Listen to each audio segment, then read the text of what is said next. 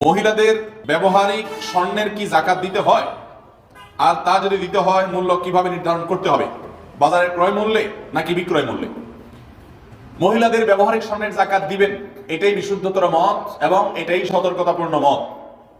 কোন কোন ইমামগণ বলেছেন দেওয়া লাগবে না, ব্যবহৃত স্বর্ণের বাইরে করে যাকাত দিতে হবে। কিন্তু ব্যবহৃত স্বর্ণেরও যাকাত দিতে হবে যদি সেটা নেশাব পরিমাণ হয়। নেশাব কি? নেশাব হলো 7.5 ভরি, গ্রামের হিসাব করলে 85 গ্রাম।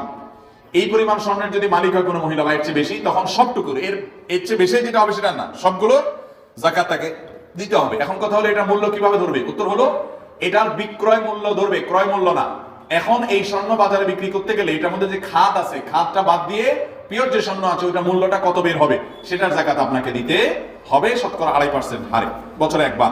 এখন অনেক সময় দেখা যায় মহিলাদের টাকা পয়সা থাকে না, তো তার পক্ষ থেকে তার স্বামী বা অন্য কেউ যদি আদায় করে দেয়, তাকে জানিয়ে দেয়, তিনি জানেন যে আদায় হয়ে গেছে, তাতেও আদায় হয়ে যাবে।